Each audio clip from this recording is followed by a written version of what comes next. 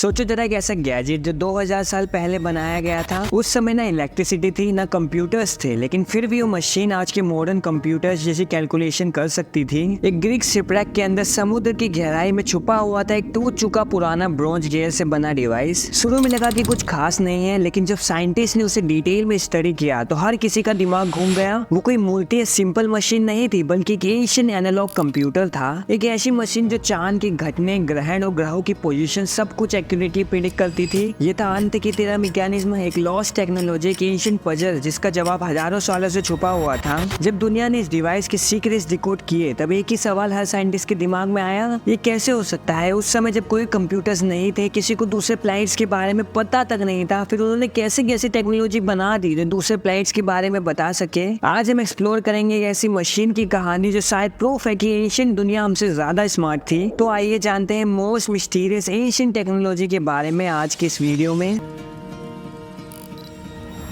1901 में ग्रीस के अंत की 13 आइलैंड के पास एक शिपरैक मिला। डाइवर्स वहाँ ट्रेजर ढूंढ रहे थे, लेकिन उनके हाथ लगा एक रस्टेड गियर सिस्टम जिसमें छोटी छोटी ब्रॉन्ज प्लेट्स, टूटे हुए गियर्स और एक बॉक्स जैसा स्ट्रक्चर था। जब इस ऑब्जेक्ट का एनालिसिस हुआ तब पता चला कि एक सिंपल स्टैच्यू नहीं, बल्कि एक multi layer gear driven device था। एक ऐसी क्राफ्टमैनशिप जिसमें ओवर 30 फाइनली कट गियर्स एक दूसरे से परफेक्ट हार्मनी में काम करते थे। हर गियर का एग्जैक्ट साइज था और सारे गियर्स मिलकर एक स्पेसिफिक एस्ट्रोनॉमिकल कैलकुलेशन कंप्लीट करते थे। एक टाइम पे ये डिवाइस एक हैंडल से चलाया जाता था और जैसे ही हैंडल घूमते, गियर्स रोटेट करते और डिवाइस फ्यूचर के सोलर इक्लिप्सिस, मून के फेजेस और इवन प्लैनेटरी अलाइनमेंट्स तक कैलकुलेट कर लेते थे। मतलब आप समझ रहे हो, manual calculator for the sky, वो भी 2000 साल पहले। जब मैकेनिज्म को और डिटेल में स्टडी किया गया तब पता चला कि इसके पीछे की साइंस माइंड ब्लोइंग थी। ये मशीन मून के फेजेस को एग्जैक्ट डेट के साथ प्रेडिक्ट करती थी, सोलर और लूनर इक्लिप्सिस के लिए अलर्ट देती थी, सन और बाकी के 5 planets mercury, Venus, Mars, Jupiter, Saturn की पोजीशन कैलकुलेट करती थी। और तो और ये एशियन ओलंपिक गेम्स के काउंटडाउन तक दिखा सकती थी। ये सब कैसे पॉसिबल था? मशीन में ग्रीक कैलेंडर, इजिप्शियन कैलेंडर और इवन बेबीलोनियन मैथमेटिक्स का मिक्स था